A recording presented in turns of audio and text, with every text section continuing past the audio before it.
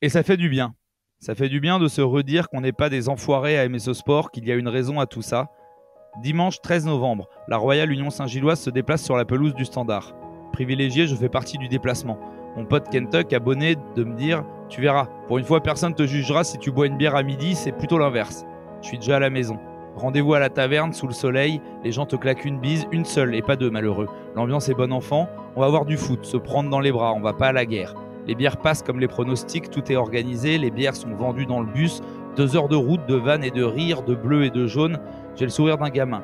Je suis adopté par un groupe avec qui je n'ai rien de commun si ce n'est une passion. Il y a Xav, il y a Samy, il y a Sabrina et puis Pierre, dit Aziz. Il y a Georges et Costas aussi. On arrive au bord du stade. Des mecs que je ne connais pas, Hilar me tape dans le dos, je ne comprends pas, mais c'est vrai, j'ai l'écharpe sur les épaules. Cependant, il y a des règles ici. Il y a des règles chez ceux qui n'ont pas prévu ce succès, chez ceux qui n'ont pas voulu de ce sport plein de sponsors et dénué d'émotions. Ici, on n'insulte pas, monsieur, on chante. Ici, on ne siffle pas, monsieur, on applaudit. Ici, on ne crie pas, monsieur, on prie. Ici, on ne sait pas, monsieur, mais on vit. Et dans cette liesse, et dans cette foule, et dans ce parquage, je ne vois rien du match, entre ces bras, entre ces sourires qui ne font que chanter, entre ce peuple qui, quand on lui fait des doigts, fait des coucous. 2 heures durant, je me rappelle. Je sais pourquoi à nouveau. Je recolle aux émotions, je me redis que ce sport est beau, que c'est ça le foot. Devant moi, le DRH tatoué explose dans les bras de l'ouvrier chauve.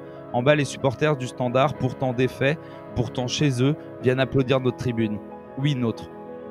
Car maintenant j'en suis. Je ne suis pas belge, je ne suis pas Saint-Gillois, je suis de la communauté des gens qui aiment le foot, vraiment, profondément. Et j'espère revenir vite à l'Union, me rappeler de mon moi enfant, parce que ça fait maintenant des années que je me suis mise à t'aimer. Ne me demande pas pourquoi, l'amour ne s'explique pas. Pendant encore des années, je ne vais jamais rien lâcher, et toute ma vie derrière toi, je chanterai pour toi.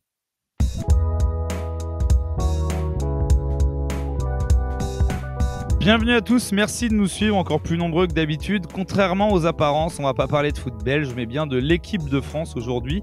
Mais je trouvais ça pas mal de mettre un petit palier de décompression, que l'on revienne à la base avant de parler Qatar, supporters payés, ouvriers tués, Fédé, Le Gras été. Avant qu'on enclenche, je vous présente les fidèles qui sont avec moi, pas de surprise dans la compo, du grand classique. Alors à distance, s'il devait être un pays de cette Coupe du Monde, il serait l'Allemagne, déterminé, ambitieux, organisé, mais peut-être un peu trop adorateur de la bière et du saucisson. Ça va, Val ? Ça va très bien, Jules.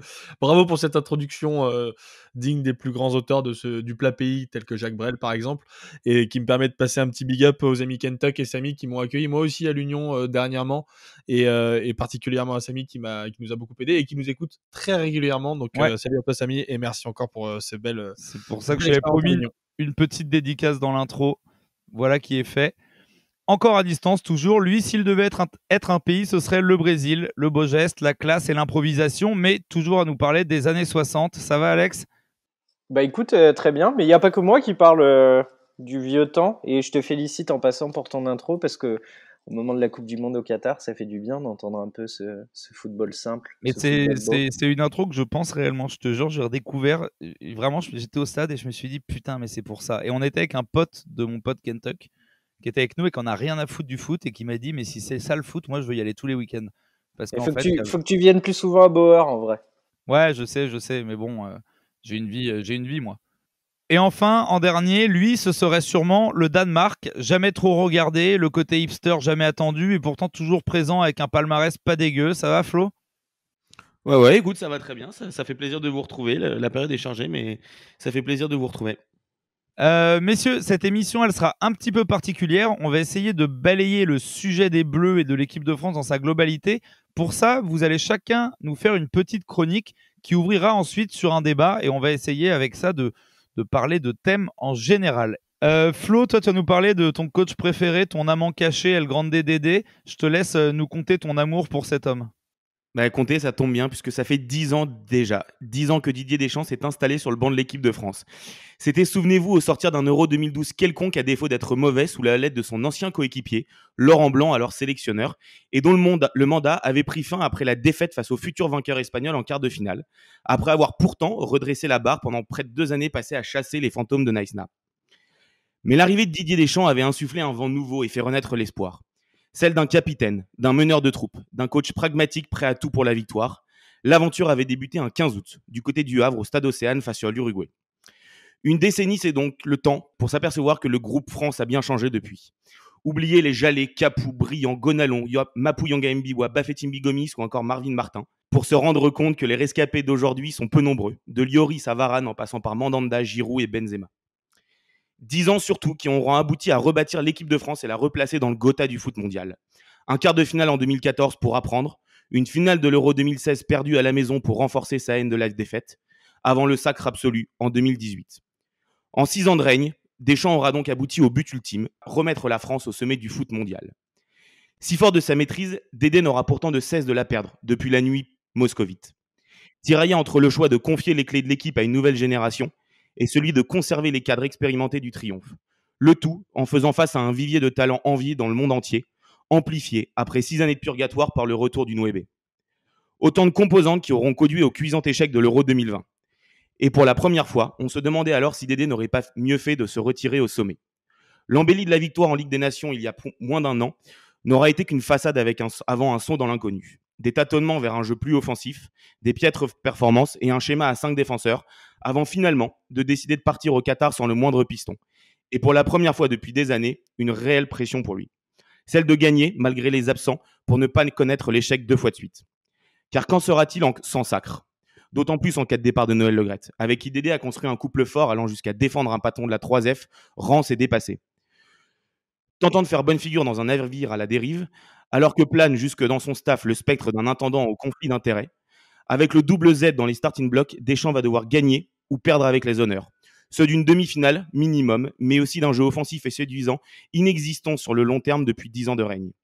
Cette Coupe du Monde si particulière sonne donc comme un pile ou face pour Deschamps, tant pour le futur de sa mission avec les Bleus que pour ce qui en sera tiré comme bilan, lui qui semble de plus en plus proche d'un tacticien d'un autre temps.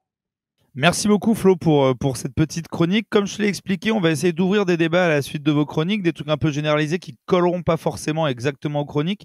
Là, du coup, j'aimerais qu'on ouvre le chapitre Deschamps, qu'on en débatte pendant 6-7 minutes. Si ça vous embête pas, parce que je sais qu'on en reparlera un peu plus tard, on va s'intéresser surtout au côté tactique du coach, un petit peu à son mandat, mais plus du côté tactique. Certainement, on traitera le côté politique plus en fin d'émission. Messieurs, je vais commencer par une question très simple. Quelle est dans le mandat la responsabilité de Deschamps autant sur les réussites que sur les échecs, et qu'est-ce que vous pensez vous de ce coach et notamment de ces derniers mois de préparation de Coupe du Monde?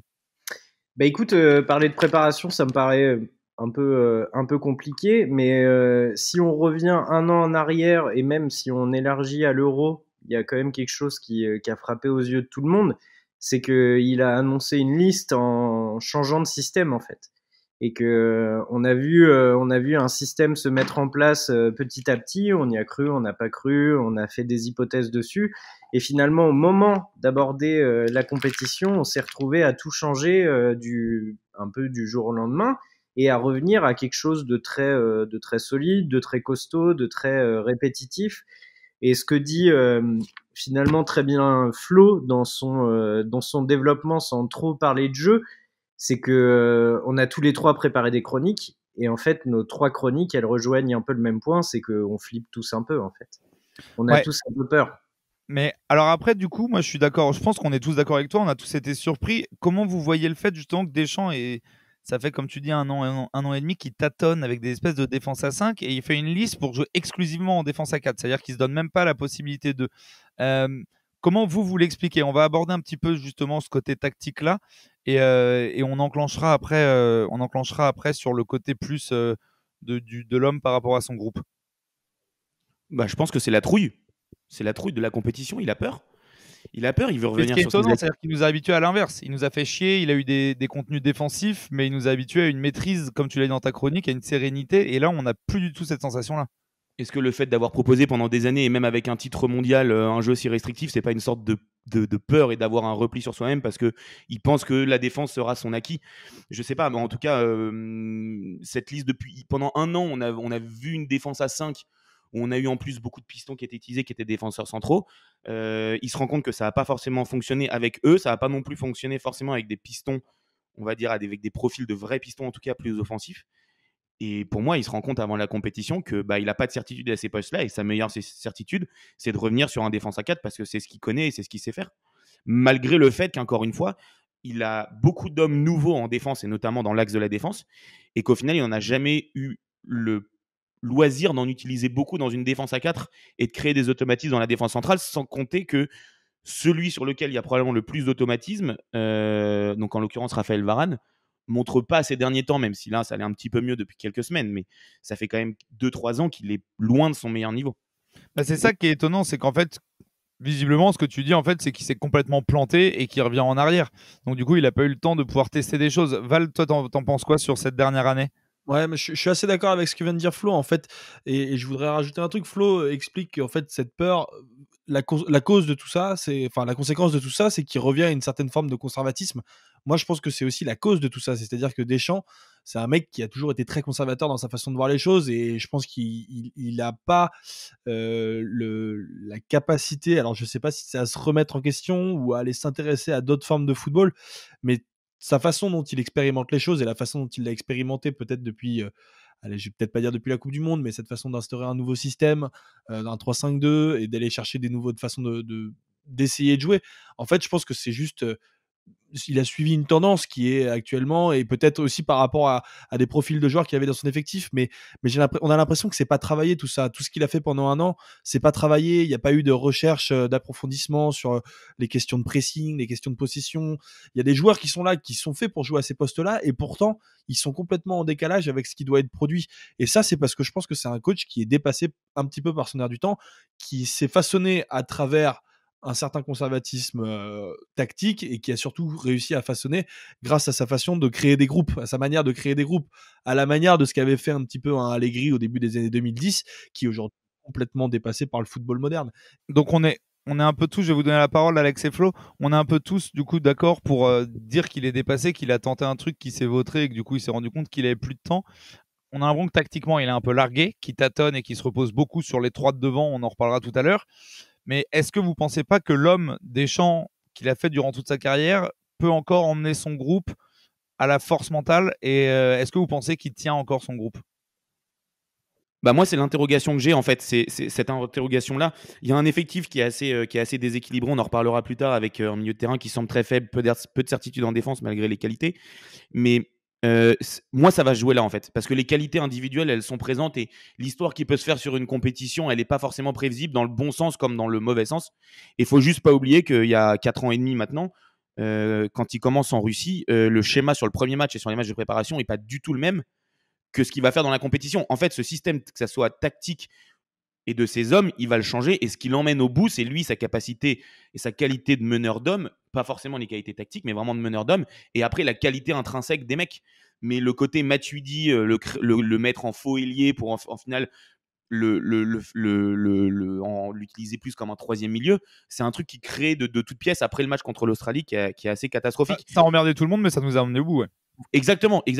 Et le truc, c'est est-ce qu'il est capable, parce que la qualité dans l'effectif, elle est là, malgré les déséquilibres, est-ce qu'il est capable de recréer ça, de recréer une dynamique de groupe et de réemmener son groupe vers quelque chose qu'ils ne connaissent pas, mais en se disant, bah, on va être solide sur ça, c'est nos acquis et on va au bout avec ça, et devant, de toute façon, on a tellement de talents qu'ils se débrouilleront. Je te donne la parole dans 2 secondes, Alex, mais du coup, plus que de poser de questions, Flo, toi, ce qui m'intéresse, t'en penses quoi ? Tu penses qu'il en est capable ? Je pense pas. Ok. Je pense pas. Toi, Alex, qu'est-ce que t'en penses de ça ? Moi, en fait, pour rebondir à ce qu'on dit depuis tout à l'heure, il y a ce truc qu'on a tous en tête, c'est que Deschamps, il a un profil managérial monstrueux, et on sait qu'il s'est rapproché de son fils à un moment, notamment après l'Euro, parce qu'il était un peu largué, pour se rapprocher des jeunes de l'effectif, parce qu'il sentait que ça jouait plus à la belote dans le vestiaire, quoi, en gros, pour la faire simple. Mais on se rend compte aussi très vite, et pour l'avoir vu à Marseille pendant plusieurs années, que tactiquement, il n'a pas inventé la lune, Deschamps, en fait. Il a proposé des systèmes assez sympas. Moi, je me rappelle d'un match qui était incroyable, Dortmund-Marseille, où Marseille gagne 3-2 avec le but de Valbuena.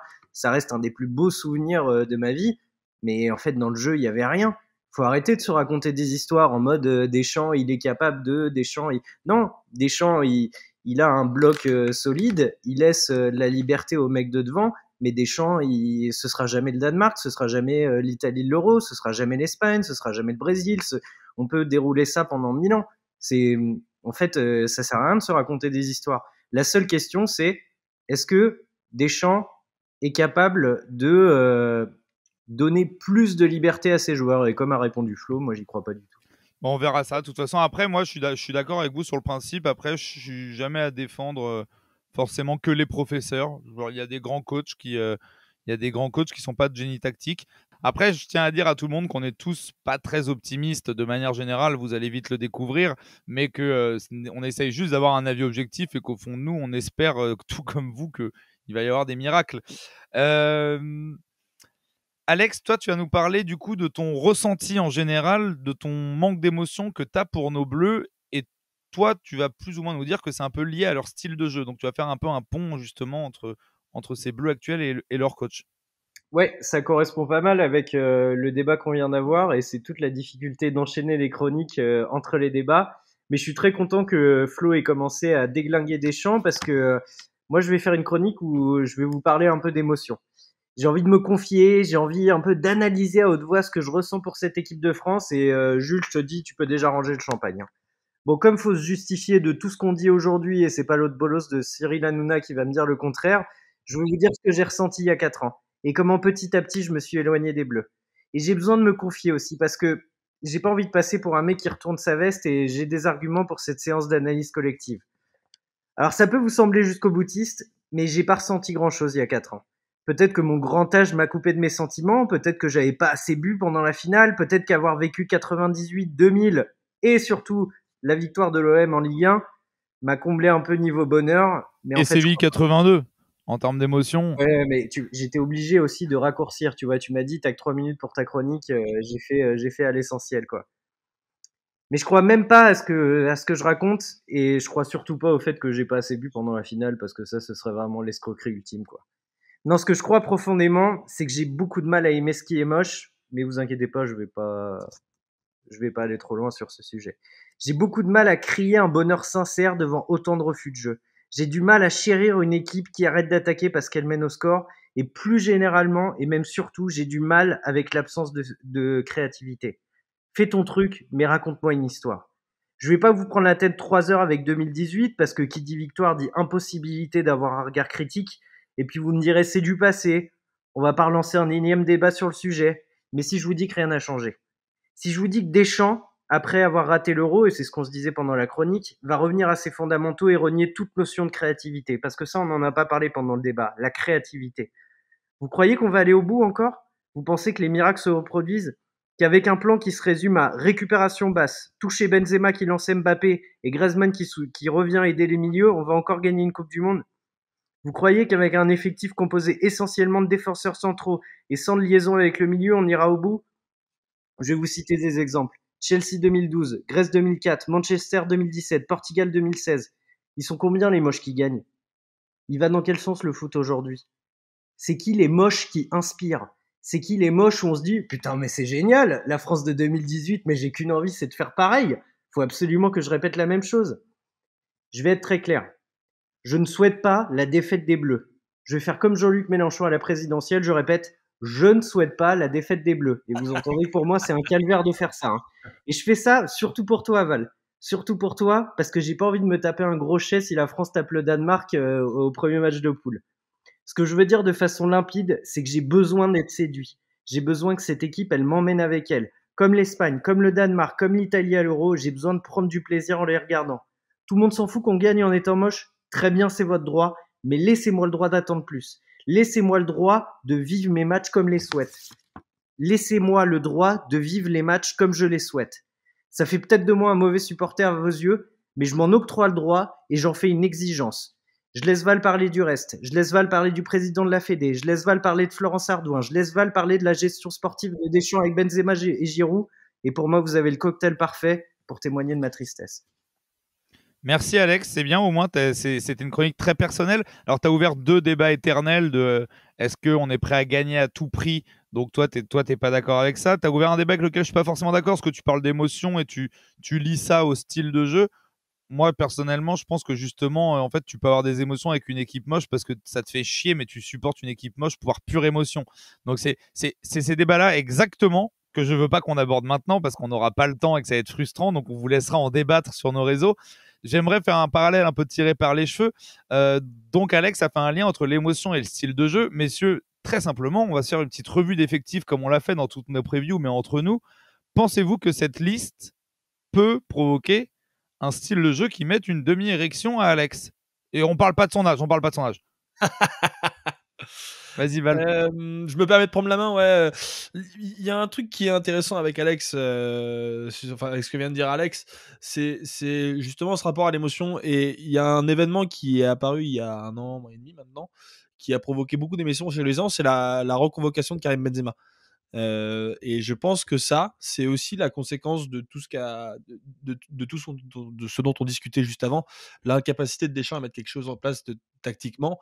Et donc, on est obligé de s'appuyer sur des individualités et sur des joueurs qui vont façonner un collectif, en fait. Et on l'a vu depuis que Benzema est revenu, il y a des échanges, Benzema, Mbappé, Griezmann qui se mettent en place, et c'est là-dessus qu'on commence à avoir des émotions.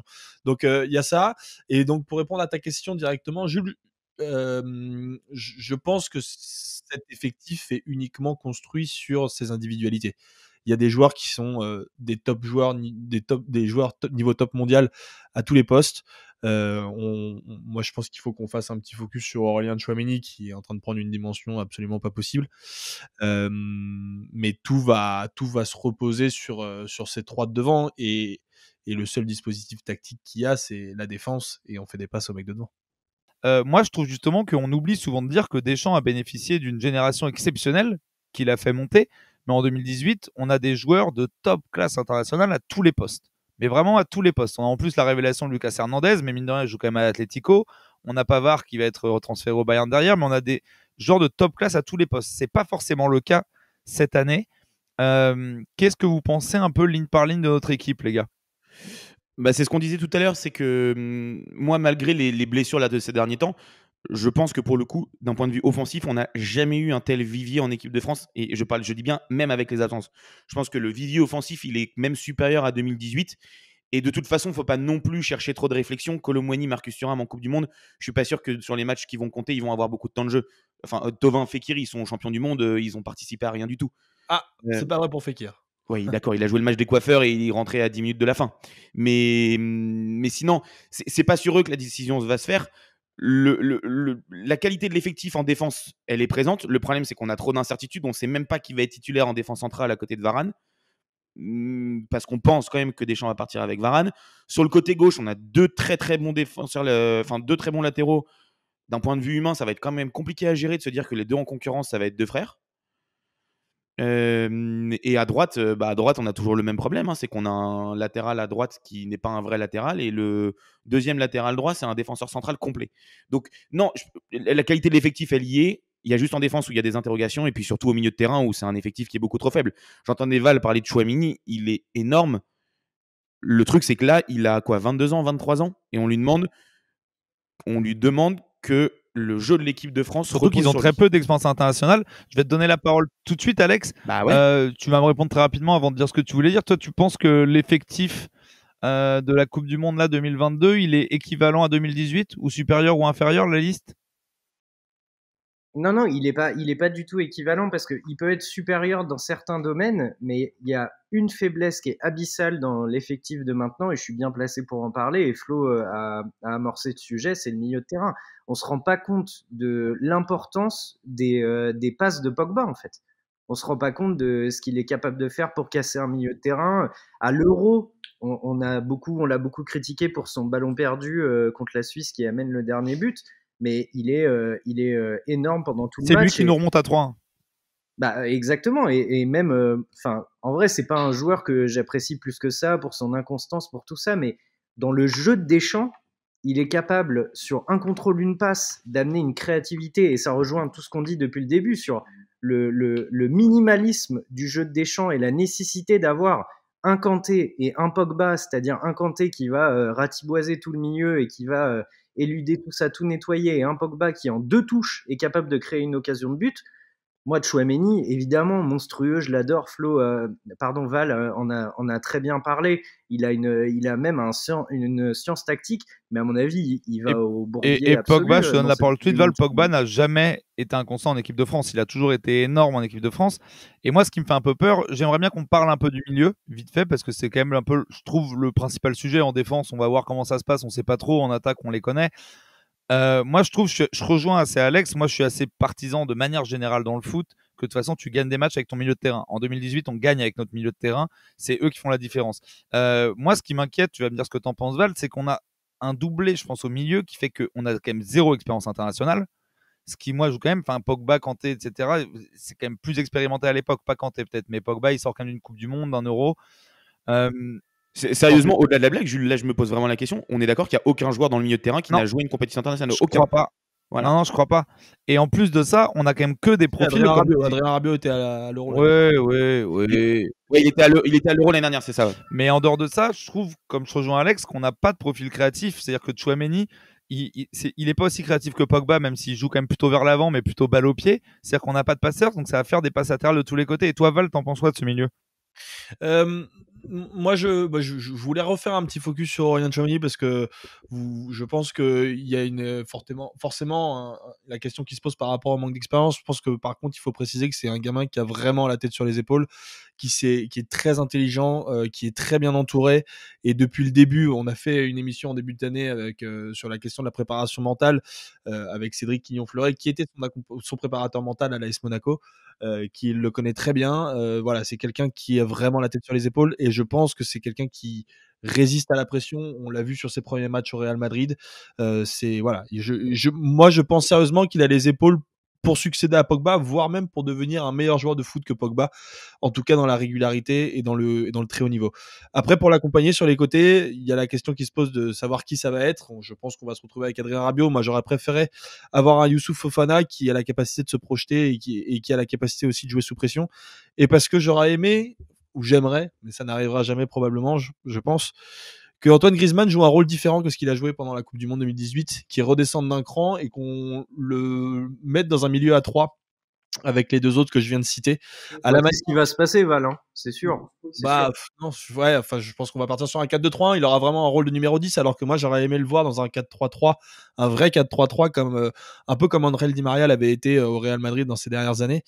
Et ce qui permettrait tout ça de mettre, en plus de ça, un joueur encore plus en valeur qui, pour moi, va être un petit peu essentiel, mais je suis même pas sûr qu'il soit titulaire. Ça va être Kingsley Coman ou Ousmane Dembélé sur le côté droit, qui vont être un petit peu les fers de lance, je pense, de cette équipe de France, parce qu'on sait qu'il y a des gros problèmes sur les couloirs, notamment sur le couloir droit, parce qu'il n'y a pas de latéral. Donc il va falloir avoir un couloir qui est déterminant, et je pense qu'un des gros points sur lesquels il va falloir travailler, c'est ce. Je vais donner la parole à Flo pour finir. Moi, je rejoins personnellement complètement Val. Pour moi, ce sera la composition idéale d'avoir un Griezmann qui redescend et qu'on joue en 4-3-3. Je pense qu'on va partir en 4-2-3-1. Ce que je tiens à préciser aussi, parce qu'on le sait et on connaît la magie de ces compétitions internationales, on n'est pas à l'abri de se planter complètement, d'avoir un Tchouaméni qui écrase la compétition et d'avoir un Youssouf Fofana en doublette de Tchouaméni qui se révèle complètement et qui est transféré pour 90 millions à Chelsea cet été. C'est un très bon joueur, Youssouf Fofana aussi. Excellent joueur. Non, mais c'est pour ça, on n'est pas à l'abri de se planter, d'avoir des super révélations, et ce serait la meilleure chose qui puisse arriver à Deschamps. Mais c'est quand même peu probable. Flo, je te file le mot de la fin, et après on part sur la chronique de 19 minutes de Val. Ouais. Non, c'était juste deux petits points très rapidement. C'était juste sur le dispositif. De toute façon, c'est ce qu'on disait. Deschamps avait changé de dispositif après le match contre l'Australie et il nous avait créé ce système un peu asymétrique avec Matuidi qui était au final un ailier, mais qui était plus un milieu de terrain qu'un ailier. On n'est pas à l'abri qu'il nous ressorte un truc comme ça avec un système de piston en phase offensive avec un Théo Hernandez qui serait très offensif, un milieu plus offensif, et en phase défensive, en fait, ça serait une défense à 4 avec un Pavard qui viendrait pallier à ça. Et tu vois pas Flo, Rabiot à gauche et Mbappé à droite? Sauf qu'Mbappé refusera de jouer à droite. C'est envisageable. Bon, on pourra en parler des heures, les gars. Les gars, très rapidement, pour passer avant à la chronique de Val, on va pas faire de justification. Je vais juste vous demander très rapidement, pour vous, à votre avis, on va partir au premier match contre l'Australie dans quelle composition? Et quel joueur, évidemment? Évidemment, il y aura Hugo Lloris dans les buts. À droite, compte tenu du manque de diversité au poste, je vais choisir Jules Koundoy, qui est un joueur beaucoup plus intelligent et beaucoup plus intéressant physiquement que Benjamin Pavard, je trouve. Raphaël Varane en défense centrale, accompagné de Lucas Hernandez et Théo Hernandez à gauche. Et ensuite, le milieu que je vous ai dit, donc Tchouaméni en sentinelle, avec Youssouf Fofana en mode box-to-box, Antoine Griezmann en meneur de jeu reculé, Karim Benzema en numéro 9 et je mettrais plutôt Kingsley Coman à droite et Kylian Mbappé à gauche. Alex, Flo, ou alors vous réfléchissez encore 12 minutes? Tu sais, c'est le genre de truc où tu t'appliques pas et tu sors une énorme saucisse, genre tu mets pas Lens dans ton top 5 du classement de la Ligue 1 à la fin de l'année, tu vois. Bah écoute, moi je vais mettre évidemment Lloris dans les buts, Varane Konaté à gauche, parce que plus de, je sais pas, c'est un mec qui dégage quelque chose chez moi qui m'excite un peu. À gauche, Théo Hernandez pour l'apport offensif, donc ça veut dire Lucas Hernandez sur le banc. Je mets Pavard à droite parce que Koundé à droite, j'ai pas été emballé et en même temps Deschamps nous a pas laissé beaucoup de choix.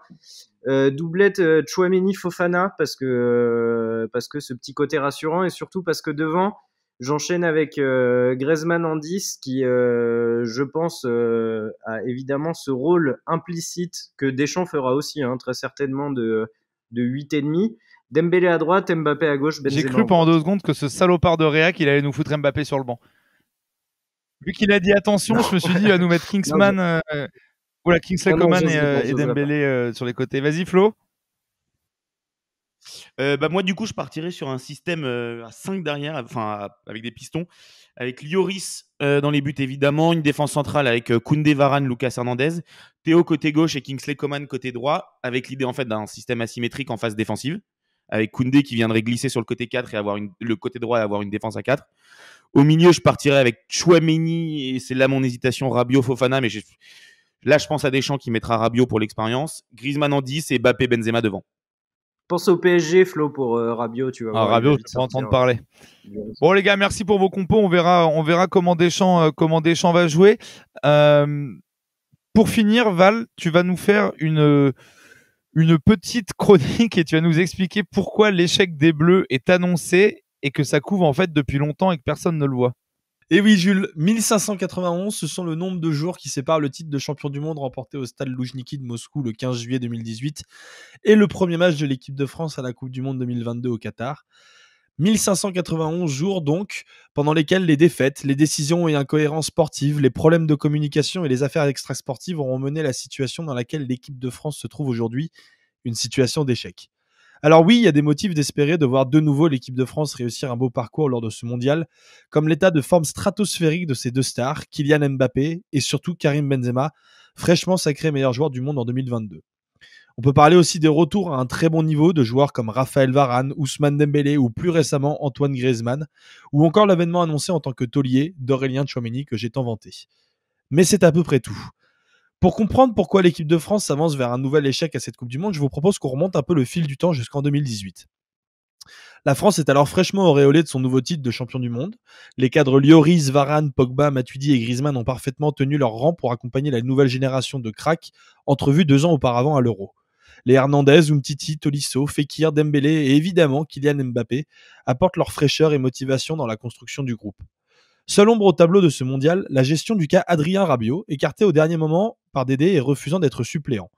À l'époque, cette histoire peut paraître anodine, mais avec le temps, elle deviendra révélatrice d'un certain relâchement de Deschamps vis-à-vis de sa politique de sélection des joueurs. Depuis, certains cas essentiels au bon fonctionnement du groupe ont à leur tour connu des gestions étranges de la part du sélectionneur. D'apparence anodine, elle aussi, la non-sélection de Steve Mandanda fait partie de ces cas. Après le mondial 2018, l'éternel numéro 2 avait laissé planer le doute quant à une potentielle retraite internationale, finalement jamais annoncée officiellement. L'avènement annoncé de Mike Maignan laissait entrevoir une fin de carrière internationale plus tranquille pour le grand Steve qui aurait naturellement dû prétendre à une place de grand frère en tant que 3e gardien afin d'accompagner la transition. Mais Deschamps décida de se passer de lui pendant plusieurs rassemblements consécutifs, lui préférant Areola, remplaçant dans son club à l'époque pour finalement le rappeler en octobre 2019, au moment où Hugo Lloris se blessa. Plus surprenant encore, il lui accorda 2 titularisations, ne laissant à Mike Maignan que le plaisir de s'asseoir sur le banc. Des décisions qui laissaient planer le doute sur la réelle intention de Deschamps d'instaurer une transition progressive et d'établir une hiérarchie entre ses gardiens. Chronologiquement, donc, on continue. En 2020, Deschamps prit aussi la décision de rappeler Adrien Rabiot qu'il avait pourtant insulté publiquement au moment de sa non-sélection. Un pionnier à l'époque pour un joueur comme Karim Benzema, publiquement boycotté depuis plusieurs années déjà, sans réelle explication. Une première étape aussi vers une certaine forme de lâcher-prise de la part de Didier Deschamps. Plus tard, le cas Olivier Giroud posa encore plus de questions. En 2021, au sortir de l'Euro, l'ex-gunner est en difficulté et voit son temps de jeu dégringoler. Une situation qu'il connaissait depuis plusieurs mois déjà, mais que Deschamps décida de challenger en prenant la décision de ne plus sélectionner le 2e meilleur buteur de l'histoire de l'équipe de France pourtant ultra performant à chaque fois qu'il était appelé. Une situation qui n'est pas sans rappeler celle d'Antoine Griezmann, par exemple, en difficulté avec le Barça et l'Atlético, et dont le statut ne fut, lui, jamais remis en question. Une fois redevenu performant avec le Milan, Giroud retrouva sa place dans la liste, mais encore une fois avec un rôle qui interroge. Là encore, on pourrait croire à une certaine forme de pragmatisme, mais cette décision fut intimement liée au retour de Karim Benzema, une décision qui fut acceptée de tous tant le niveau du Madrilène était déjà exceptionnel à cette époque. Mais elle eut pour conséquence de créer de nouvelles tensions dans l'effectif. Les cadres reprochèrent à Didier Deschamps de ne pas les avoir consultés sur cette décision, et elle rebâtit les cartes en termes de hiérarchie sur le front de l'attaque, laissant Giroud de côté et empêchant Mbappé de prendre toute la lumière comme il le souhaite tant. La gestion du cas Mbappé et de ses états d'âme en tout genre fut aussi très compliquée à gérer pour le sélectionneur. Devenu superstar international avec le PSG grâce à des performances sportives frôlant parfois la perfection, le natif de Bondy n'a pas fort l'impression de faire passer ses intérêts personnels au-dessus de ceux du collectif. Une situation qui ne plut pas à certains cadres, comme Antoine Griezmann par exemple, ouvertement en conflit avec Mbappé sur le sujet du Ballon d'Or 2018. Le numéro 7 des Bleus vécut d'ailleurs un entre-coupe du monde compliqué. En échec au Barça et à l'Atlético, il vécut pendant plusieurs mois l'équipe de France comme une bouffée d'oxygène dans cette période compliquée, Deschamps continuant de lui accorder un rôle essentiel au sein de son système de jeu. Le système de jeu, justement, nouvelle source d'inquiétude en perspective de ce mondial. Pendant plusieurs mois, le sélectionneur avait semblé vouloir faire perdurer son 4-2-3-1 asymétrique qui mettait si bien en valeur les qualités du jeune Kylian. Mais les états d'âme de ce dernier, combinés à de nombreuses blessures, le força à alterner plusieurs fois entre une défense à 3 et une défense à 4, sans jamais réellement convaincre ni donner l'impression de quelconque progrès dans l'approche du match.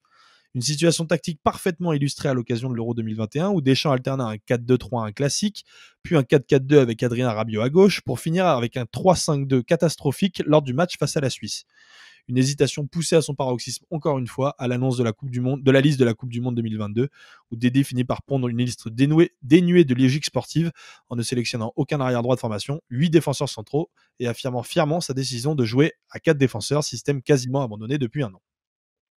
Enfin, comment ne pas parler de marasme de cette équipe sans évoquer les affaires extrasportives? On peut citer les cas de certains joueurs comme Benjamin Mendy, emprisonné en Angleterre et jugé pour 8 cas de viol et agression sexuelle, de Kurt Zouma, condamné pour maltraitance animale, de Lucas Hernandez et Kingsley Coman jugés pour violence sur leur conjointe, de Karim Benzema dans l'affaire de la sextape, d'Hugo Lloris contrôlé alcoolisé au volant, de Paul Pogba agressé par son propre frère pour des affaires d'extorsion de fonds, les cas d'agression sexuelle de la famille Verretou ou encore de N'Golo Kanté embourbé dans des affaires mafieuses à travers ses agents.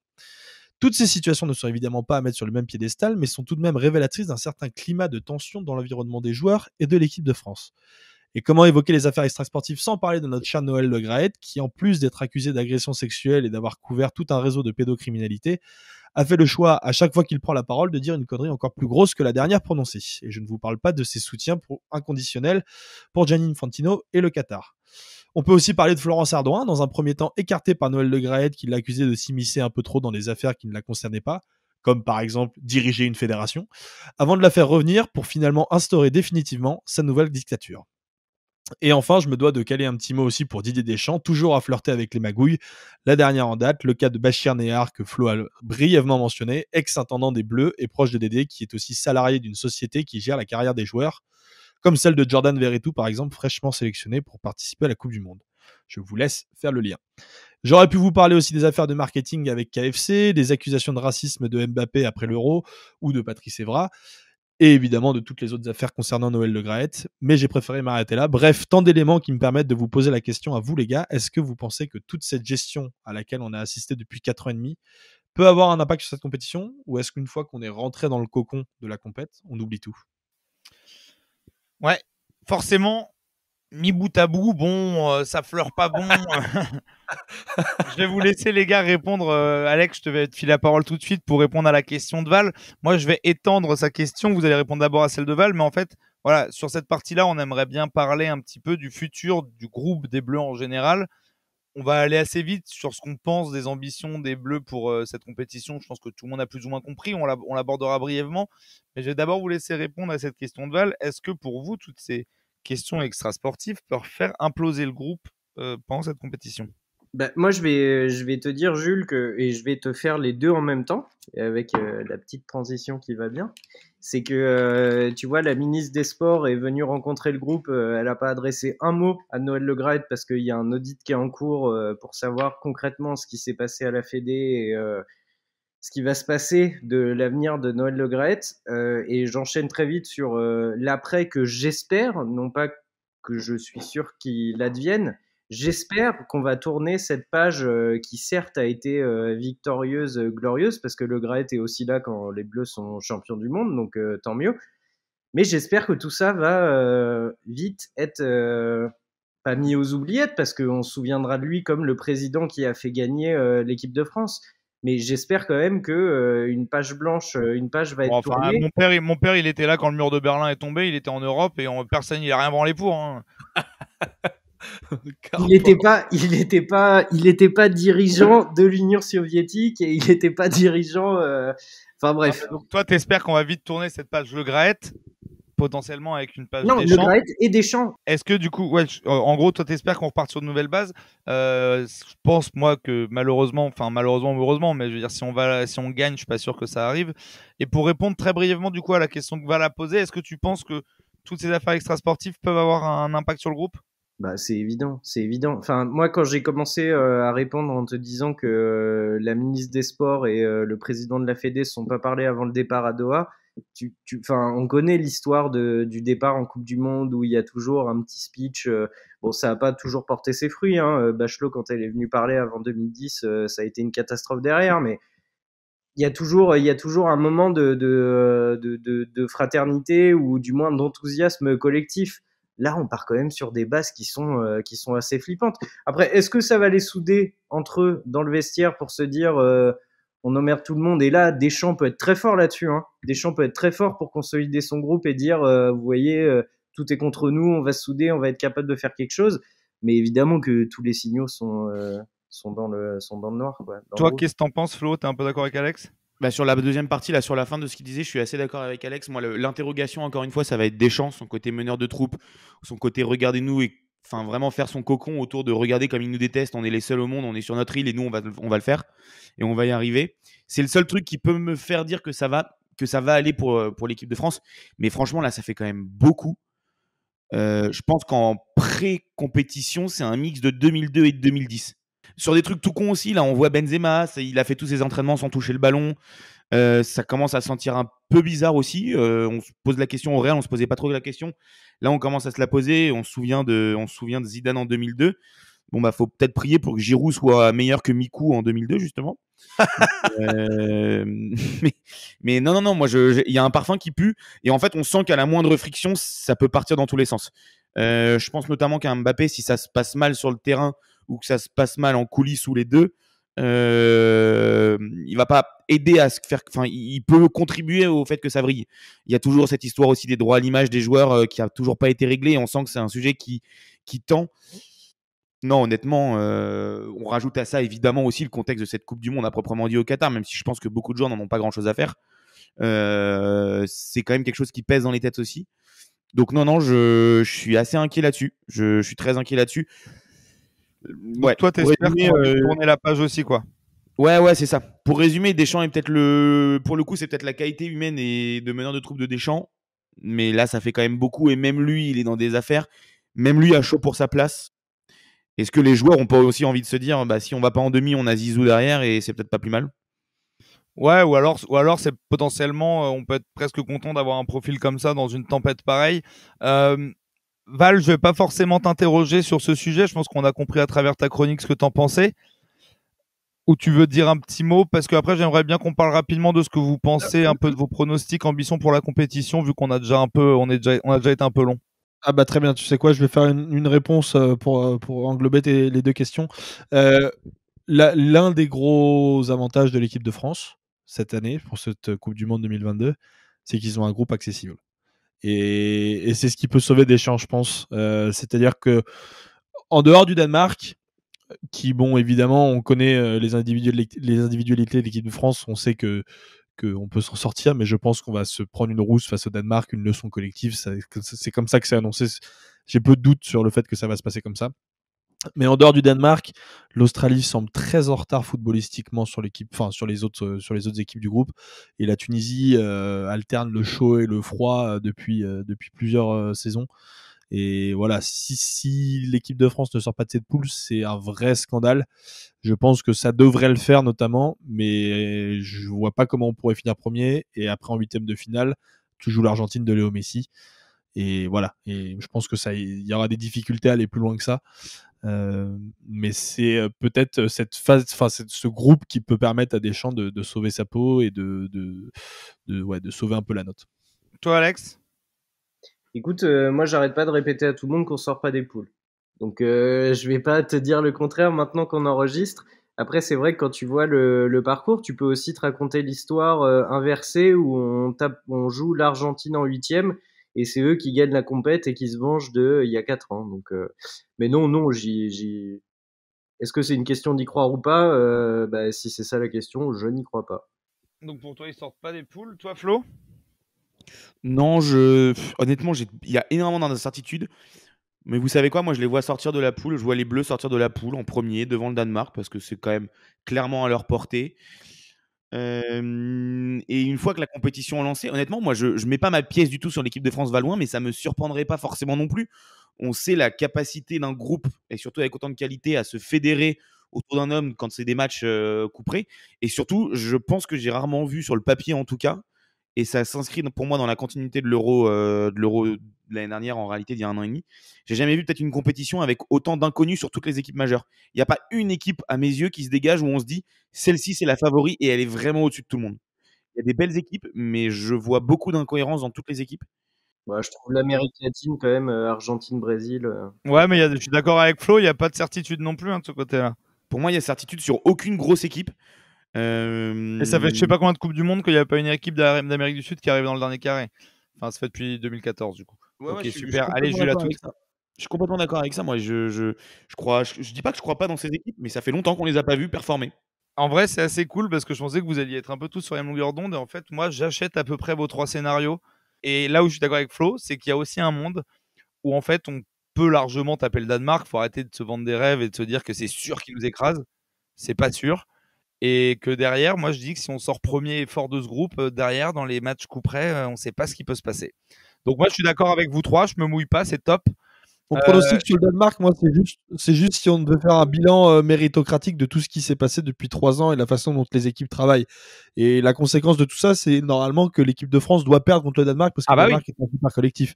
Mais évidemment, sur le papier, avec les individualités et l'expérience, on doit pouvoir battre le Danemark. Voilà, mais voilà, on a eu une équipe d'Italie qu'on n'attendait pas du tout, qui a gagné l'Euro alors qu'elle n'était même pas qualifiée à la Coupe du Monde 2 ans plus tôt. C'est cool parce que je vous dis, vos 3 scénarios sont possibles. J'avoue que je suis quand même plutôt pessimiste. Mais en fait, je suis plutôt pessimiste et au fond de moi, j'espère une étincelle ou un scénario top existe. Mais moi, j'ai quand même peur qu'on se vote. Mais bon, c'est cool. Vous avez chacun un scénario. La course des pronos est lancée. On verra qui a eu raison à la fin. Les gars, on a été un peu long. J'imagine bien que c'est frustrant pour tout le monde. Mais bon, on va conclure là-dessus. Merci pour vos analyses. En tout cas, j'espère qu'on a fait un tour d'horizon à peu près complet de ce qu'on pense de nos Bleus actuellement. Vous êtes évidemment libre de vous faire votre avis. On a essayé juste de vous donner des billes pour que vous puissiez un tant soit peu le construire avec quelques éléments objectifs grâce aux chroniques de ces 3 lascars. Il me reste plus qu'à vous remercier tous de nous avoir autant suivis pour cette première partie de nos dispositifs spécial Coupe du Monde. Le meilleur reste à venir, donc restez avec nous pour la deuxième partie de la Coupe du Monde. Ça va être très très très très intense. En tout cas, malgré ce qui entoure cette compétition, profitez des matchs, concentrez-vous sur le jeu, seulement le jeu, et gardez de l'espoir. Allez, ciao.